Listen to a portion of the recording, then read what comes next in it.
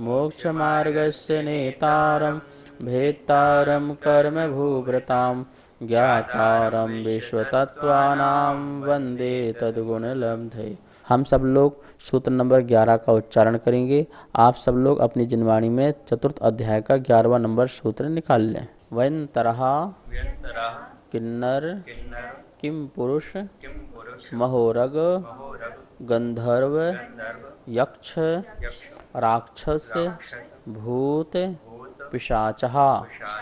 वयंतरः किन्नर किम पुरुष महोरग गंधर्व यक्ष राक्षस भूत पिशाचः। इस प्रकार से यहाँ सूत्र का उच्चारण किया। अब बोर्ड के माध्यम से इस सूत्र का अर्थ समझते हैं। चतुर्थ अध्याय का सूत्र नंबर 11वां। वयंतरः किन्नर किम पुरुष महोरग गंधर्व यक्ष राक्षस भूत पिशाचः। इस प्रकार से यहाँ से लेकर यहाँ तक एक समस्त पद है और इसको बहुवचन में रखा है क्योंकि ये 8 प्रकार के व्यंतर होते हैं।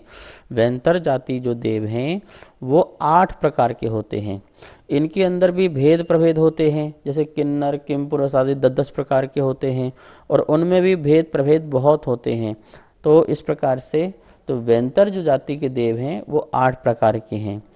पहला हो गया किन्नर, दूसरे हो गए किम पुरुष, तीसरे हो गए महोरग, चौथे नंबर में हो गए गंधर्व, पांचवें में यक्ष, छठवें में राक्षस, सातवें में भूत और आठवें में पिशाच।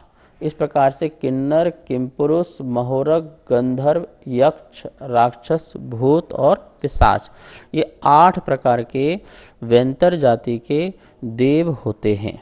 व्यंतर जाति के जो देव हैं इनका मध्य लोक में स्थान पाया जाता है। वैसे तो खर भाग और पंख भाग में जो स्थिति पहले बताई थी कि इसमें से जो राक्षस जाति का जो देव होता है व्यंतर, वह इस चित्र रत्न पृथ्वी के एक भाग में रहते हैं और 7 प्रकार के जो व्यंतर होते हैं वो दूसरे भाग में रहते हैं। मतलब उनका वहाँ पर जन्म होता है। रहने का जो उनका स्थान है वो सर्वत्र मध्य लोक है। किसी भी द्वीप में जाकर के, किसी भी समुद्र में या किसी भी पर्वत में आदि अनेक स्थानों पर इन व्यंतरों का निवास होता है। इनके भी भवन, भवनपुर और आवास ऐसी व्यवस्थाएं होती हैं। कुछ हैं जो भवन में ही रहते हैं, कुछ हैं जो भवनपुर में रहते हैं और कुछ हैं जो आवास में रहते हैं और कुछ व्यंतर ऐसे हैं जो भवन में भी, भवनपुर में भी और आवास में भी रहते हैं। जो चित्रा पृथ्वी में जो भवन बने हुए हैं उनमें रहना, पृथ्वी के समतल आदि में जो भवनपुर आदि बने हुए हैं उनमें रहना, और जो रमणीय स्थान हैं जैसे तालाब है, सरोवर है, पर्वत है, वृक्ष हैं, गुफाएं हैं, शून्यागार स्थान हैं आदि ऐसे जो स्थान हैं वो आवास कहलाते हैं। उनमें भी इनका निवास आदि पाया जाता है।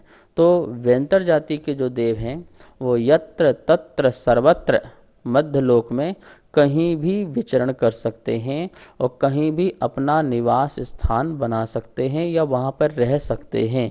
इस प्रकार से ये व्यंतर जो सर्वत्र यहाँ वहाँ विचरण करते रहते हैं, यही वही व्यंतर जाति के देव हैं।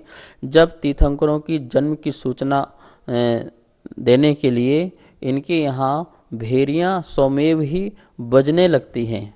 सभी व्यंतर जातियों के जो अपने भवन हैं या भवनपुर आदि हैं वहाँ पर जो भी भेरियाँ हैं वो स्वमेव ही क्या होने लगती हैं, बजने लगती हैं जब तीर्थंकरों का क्या होता है, जन्म आदि होता है। तो इस प्रकार से ये व्यंतर आदि के ये व्यवस्था थी, कुछ विशेषताएं थी। अब इसमें जो 8 प्रकार के जो व्यंतर हैं उनमें से अपन कुछ व्यंतरों के बारे में जानते हैं कि उनका स्वभाव और स्वरूप कैसा होता है। किन्नर जाति के जो देव होते हैं वो इसी पृथ्वी से 20 योजन ऊपर विजयार पर्वत की इसी किन्नर नाम की नगरी में रहते हैं वहाँ इनका निवास स्थान है। और ये जो तीर्थंकरों के जो कल्याणक होते हैं, उनमें जो देव, बड़े बड़े देव जाते हैं तो उनके आगे ये गीत गायन करते हुए चलते हैं। जैसे आपके यहाँ पर जुलूस निकलता है, शोभा यात्रा निकलती है, भगवान की पालकी या रथ यात्रा निकलता है, तो उसके आगे जैसे बैंड बाजे चलते हैं, तोरई चलती हैं, और उसके पीछे पब्लिक आदि होती है, राजा महाराजा लोग होते हैं, पात्र आदि होते हैं। तो इसी प्रकार से तीर्थंकरों के कल्याणकों में जब देव लोग जाते हैं तो ये किन्नर जाति के जो देव हैं वो गाना गाते हुए, गीत गाते हुए, और इनको एक किन्नर इसलिए नाम पड़ा क्योंकि इनको गीत में बड़ी रुचि होती है, गाने में बड़ी रुचि होती है। तो गीत में रुचि होने के कारण इनका नाम किन्नर पड़ा है। ठीक है ना। तो इस प्रकार से ये देव की सेना में आगे आगे जो है बढ़ते हैं, चलते हैं, और तीर्थंकरों के कल्याणक आदि के उत्सव महोत्सव में ये गीत गाते हुए निकलते हैं। ये किन्नर जाति के जो देव हैं ये भी 10 प्रकार के होते हैं। इनमें भी 10 प्रकार के, जैसे आपके भी तो हैं कि यहाँ दिल्ली वाला बैंड है, फिर गुजरात का बैंड है, फिर यहाँ क्या तोरई है, वहाँ का दिव्य घोष है। तो इसी प्रकार से इन किन्नर जातियों में भी 10 प्रकार के मूल जो हैं भेद हैं, और उसमें भी फिर बहुत सारे भेद प्रभेद बहुत सारे बढ़ते जाते हैं। तो पहला तो किन्नर, और किन्नर के भी 10 प्रकार के और भेद कर लें, और वे सभी लोग एक ही काम करते हैं क्योंकि इनको गाने में बहुत रुचि होती है। अभी भी वर्तमान में देखो, ये जो गीतकार लोग हैं, संगीतकार लोग हैं, उनको गाने में रुचि रहती है। वो किसी पार्टी में है, किसी स्थान में भी है, तो वो गुनगुनाते रहते हैं, वो कुछ ना कुछ गाते रहते हैं। क्यों? क्योंकि उनको गाने में बहुत रुचि होती है।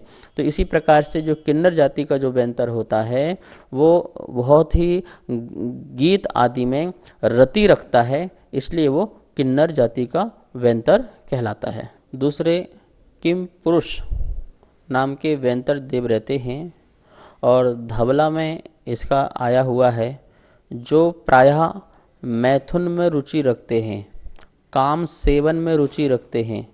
ये किम पुरुष नाम के वेंतर आदि होते हैं। ये अपने सदा ही भोग सैया में या भोग स्थान में या अपनी देवियों के साथ रमणीय स्त्रों में रमण करते रहते हैं। ये मैथुन प्रिय होते हैं। ऐसा धवला में भी आया है, ऐसा त्रिलोक प्रणति में भी आया हुआ है। और ये भी 10 प्रकार के किम पुरुष होते हैं, जैसे पुरुष, पुरुषोत्तम, सत्पुरुष, महापुरुष, पुरुष प्रभ, अति पुरुष, मरुदेव, पद्म प्रभ और यशस्वान। इस प्रकार से ये 10 प्रकार के किम पुरुष होते हैं। ऐसा मनुष्य में देखते हैं, कुछ लोग ऐसे होते हैं जो इसी में ही दिन रात 24 घंटा अपना मन लगाते हैं, अपना वचन लगाते हैं, अपनी काया लगाते हैं, और इसमें ही सदा ही रत रहते हैं। इसी के साधन इकट्ठे करते रहते हैं, इसी के बारे में सोचते रहते हैं, इसी के बारे में विचार करते रहते हैं।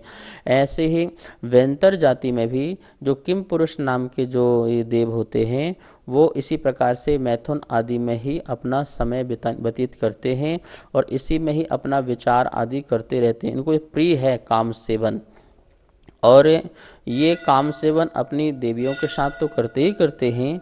ये जो हैं 2.5 द्वीप में जो मनुष्य हैं, स्त्रियां हैं, उनके साथ भी आकर के संबंध बना लेते हैं, और जो है इस प्रकार की पीड़ा दे करके जाते हैं। तो यह जो इस प्रकार की जो क्रिया करने वाले जो देव हैं, ये किम पुरुष नाम के जो हैं, ये वेंतर जाति के देव कहलाते हैं।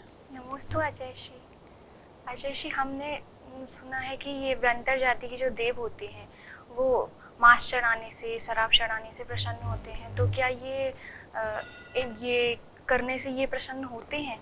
लोक में जो वेंतर जाति के देव हैं तो ऐसी मान्यता बना रखी है कि वो हमारे द्वारा मांस अर्पण आदि करने से वो उसे ग्रहण करते हैं, मदरा आदि को चढ़ाने आदि से वो उसे ग्रहण करते हैं।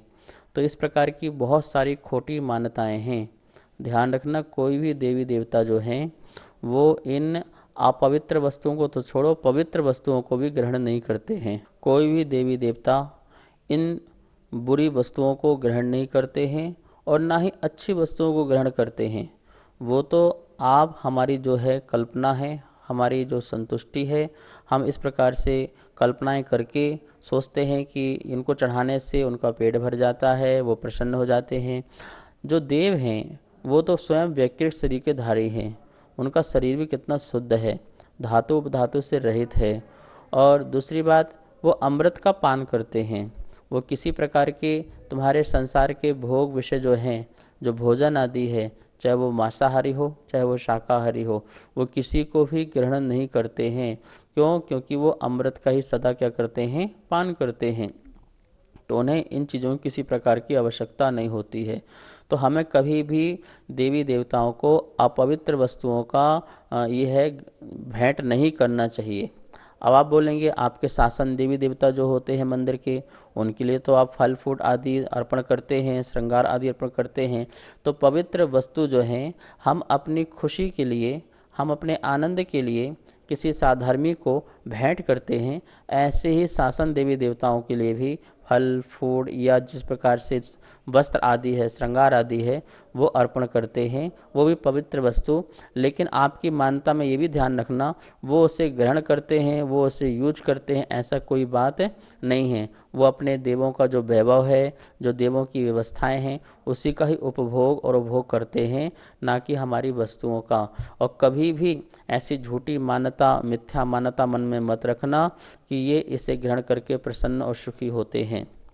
और आप में जो ये गलत वस्तु चढ़ाने का जो रिवाज है, वो रिवाज भी एक जो है कुरीति है और मिथ्या रीति है। इससे हमें बचना चाहिए और लोगों को जागृत भी करना चाहिए। वैंतर जाति में जो तीसरे प्रकार के जो देव होते हैं, महोरग, महोरग जाति के जो देव होते हैं, इसका नाम ही है महोरग। संधि करेंगे तो महा ओरग। ओरग मतलब होता है नाग, सर्प आदि, जो महान महान सर्प हैं। तो ये जो प्रकार के जो देव होते हैं महोरग जाति के, इनको सर्प की आकार की विक्रिया बनाने में बड़ा अच्छा लगता है, बहुत रुचिकर होती है। ये अपने को कई प्रकार के, कई तरह के सर्प बना करके, सर्प की विक्रियाएं बना करके और प्रसन्न रहते हैं। जो मैं आपको ये सब देवों के बारे में बता रहा हूँ, ये एक एक विशेष प्रिय वस्तु उनकी बता रहे हैं।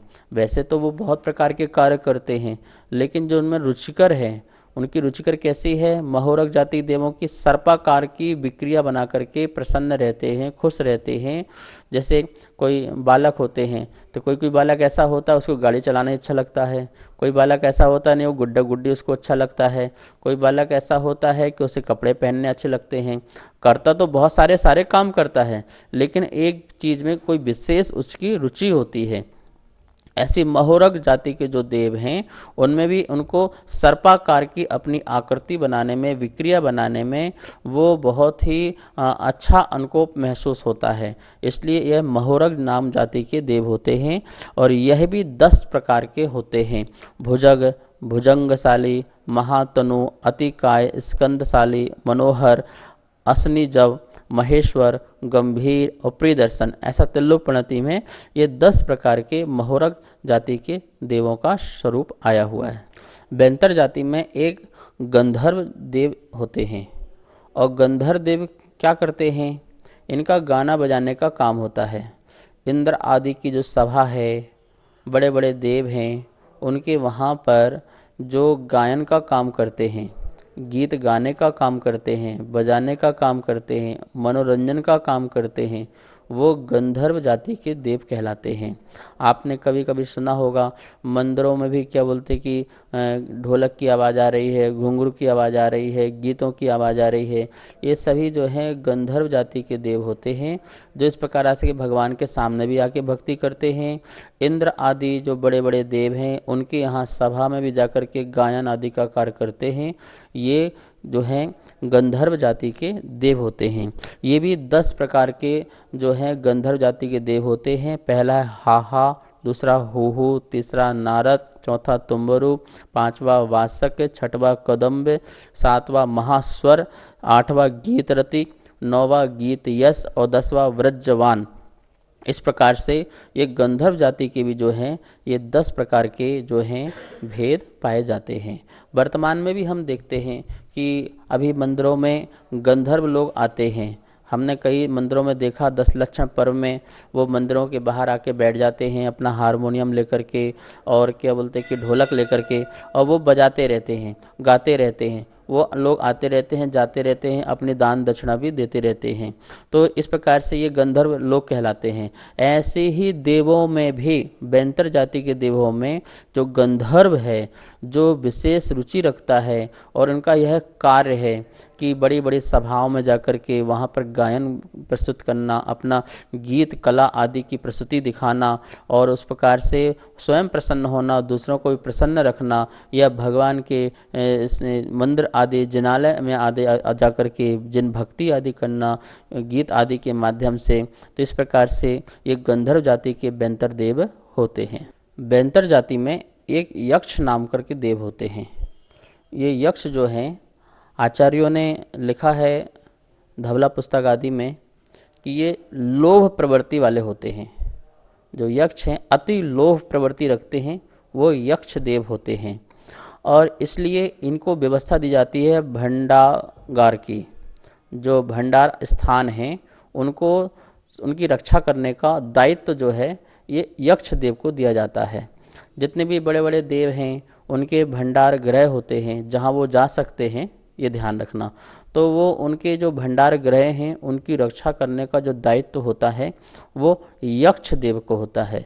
और ये यक्ष देव भी 12 प्रकार के होते हैं, जिनके नाम इस प्रकार से हैं: मणिभद्र, पूर्णभद्र, शैलभद्र, मनोभद्र, भद्रक, सुभद्र, सर्वभद्र, मानुष्य, धनपाल, स्वरूप यक्ष, यक्षोत्तम, मनोहरण। इस प्रकार से ये 10 प्रकार के यक्ष होते हैं। जैसे कोई व्यक्ति बहुत विशेष व्यक्ति होता है कि आपकी तिजोरी की रक्षा कौन करेगा, आपके भंडार की रक्षा कौन करेगा, तो उसे कोषाध्यक्ष बनाया जाता है कि तू कोष का अध्यक्ष है, संरक्षक है, तो इसकी रक्षा करने वाला है, क्योंकि तू इसमें स्पेशलिस्ट है, तो अच्छा कार्य कर सकता है। ऐसे ही जो यक्ष हैं उनको भी क्या बोलते कि इस प्रकार का लोभ होता है कि ये धन दौलत संपत्ति जो है, वैभव है, उसकी मैं रक्षा करूं, और उनमें उनकी प्रसन्नता होती है। तो इसलिए आचार्य भगवान कहते हैं अति लोभ प्रवृत्ति वाले जो यक्ष देव होते हैं उनको भंडारगर को सौंपा जाता है, आप इसका संरक्षण करें। इसी प्रकार ये भी ध्यान रखना, यक्ष आदियों का अपना एक स्थान भी होता है। वो अपने जिस प्रकार से कितने योजन में उनका अपना स्थान है, तो वो अपने स्थान में किसी और को प्रवेश नहीं करने देते हैं। वो सोचते हैं ये मेरा स्थान है, मैं इसकी अपनी रक्षा करूंगा। इसलिए आप देखें क्षेत्रपाल आदि जो हैं वो इसी यक्ष आदि में आ जाते हैं और उनका एक अपना एरिया होता है। इसलिए जब हम कभी मंदिर बनाते हैं या कभी मकान बनाते हैं या कोई स्थान बनाते हैं तो वहाँ पर यक्षों से वहाँ पर अपन स्वीकृति लेते हैं कि यहाँ का जो भी यक्ष हो इस स्थान का, इस जगह का, वो हमें भी रहने के लिए स्थान दे, मंदिर बनाने के लिए, मकान बनाने के लिए। इस प्रकार से अपन स्वीकृति आदि लेते हैं। अथवा किसी स्थान में भी जाते हैं, अपन पर्वत में जाते हैं या किसी शून्य स्थान पे जाते हैं, तो वहाँ पर निश्चय बोलते हैं यदि आप यहाँ पर हैं तो हमें भी यहाँ पर रहने के लिए कुछ अवसर प्रदान कीजिए, क्योंकि अपने अपने स्थान में वो किसी को प्रवेश नहीं होने देते हैं।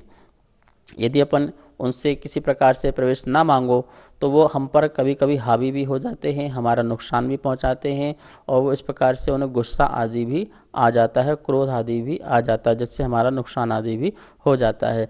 तो इस प्रकार से अपन देखते हैं जितने भी अस्य क्षेत्र होते हैं, सिद्ध क्षेत्र होते हैं या जिन मंदिर आदि होते हैं, वहाँ पर किसी प्रकार से अपन यक्ष की स्थापना कर देते हैं, जिसके कारण वहाँ का जो क्षेत्र का जो वातावरण है वो सही बना रहे और आने वाले लोगों पर किसी प्रकार का कष्ट आदि ना हो, किसी प्रकार की पीड़ा आदि ना हो। और उस यक्ष को भी अपन निवेदन करते हैं कि यहाँ पर जिनालय है, जिनेन्द्र भगवान हैं, आप भी प्रतिदिन यहाँ पर भगवान का दर्शन करना, पूजन पाठ करना, आराधना स्वाध्याय करना, और जो भी भक्त लोग आ रहे हैं उनका आप साथ आदि भी देना, उनके उपकार आदि भी कार्य में लगना। इस प्रकार से वहाँ पर मंदिर में भी जो एक स्थान आदि होता है वहाँ पर मणिभद्र, पूर्णभद्र और जितने प्रकार के 10 प्रकार के बताए हुए हैं उन यक्षों की स्थापना आदि भी की जाती है।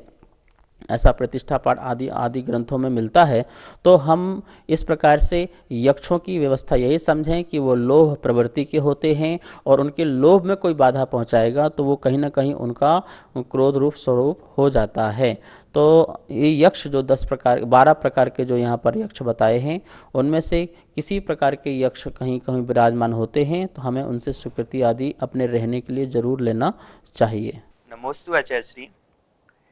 ये जो तीर्थंकर के यक्ष और यक्षिणी होते हैं, ये सम्यक दृष्टि होते हैं या मिथ्या दृष्टि होते हैं, एवं इनकी स्थापना तीर्थंकर प्रतिमा के समीप क्यों की जाती है, कृपया समाधान करें।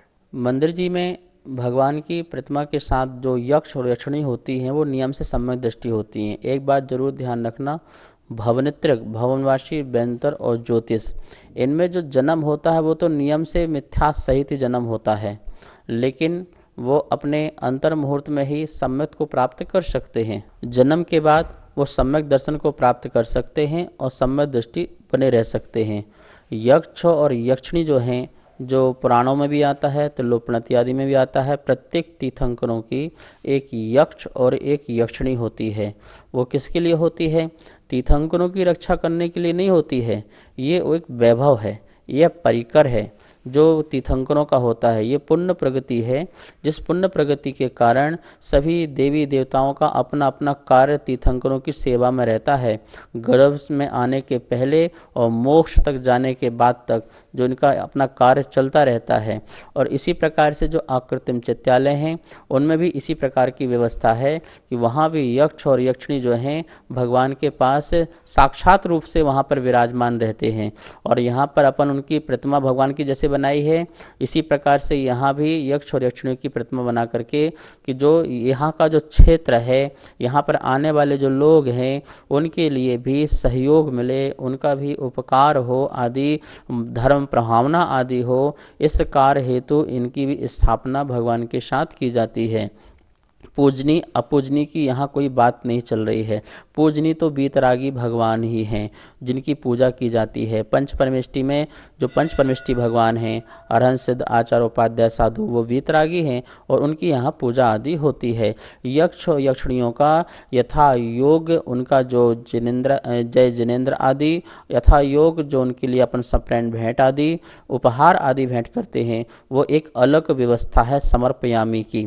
निरुपमाति की जो व्यवस्था है वो बीतरागी भगवान के साथ होती है।